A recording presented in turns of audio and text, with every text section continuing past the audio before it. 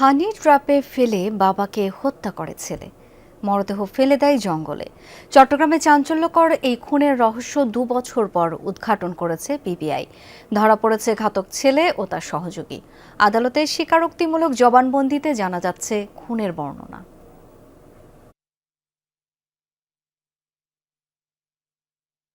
তিন বিয়ে করাই বাবা মীর মুজিবুর রহমানের উপর ক্ষোভ ছিল অটোরিকশা চালক বেলাল হোসেনের। সেই সঙ্গে পৈতৃক সম্পত্তি থেকে বঞ্চিত করায় ক্ষোভ বাড়ে আরও।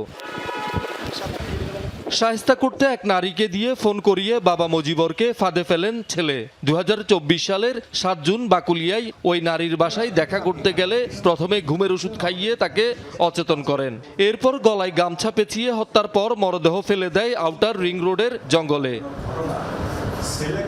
বাবা বাড়িতে না ফেরায় থানায় মামলা করেন মেয়ে। তদন্ত শেষে 2 বছর পর হত্যা রহস্য উদ্ঘাটন করে পিবিআই। একটি মহিলার সহায়তায় তারা হানি ট্র্যাপ সাজিয়ে ওই মহিলার বাসায় নিয়ে খাবারের সাথে তারা ঘুমের ওষুধটা মিশিয়ে দেয়। বাবা যখন নিস্তেজ হয়ে যায় তখন গাড়ির ভিতরে বেলাল এবং জলিল গামছা পেঁচায় তার বাবাকে হত্যা করে লাশটি আউটার সার্কুলার রোডে ফেলে যায়।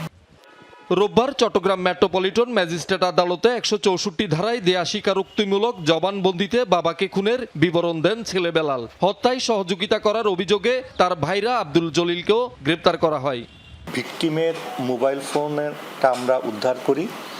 ভিকটিমেরই প্রথম পক্ষের ছেলে বেলাল এর শ্বশুরবাড়ি থেকে।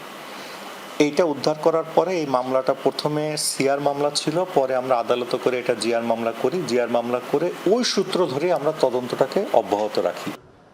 বাবা হত্যার দ্রুত বিচার ও দৃষ্টান্তমূলক শাস্তি দাবি করেন মেয়ে।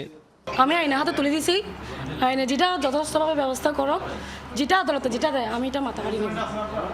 আমি চাই এরকম দ্বিতীয়বার যাতে কি কোনো সন্তান যাতে কোনো বাবাকে এরকম করে যাতে মারতে না পারে। আমাকে ইতিম করেছে, আমি শুধু এই ঘরে আমার মা বাপ ছাড়া আমার কে ছিল না। নিহত মুজিবরের গ্রামের বাড়ি চট্টগ্রামের বাঁশখালী, পেশায় ছিলেন বাবুর্চি। শহীদুল সুমন, যমুনা নিউজ, চট্টগ্রাম।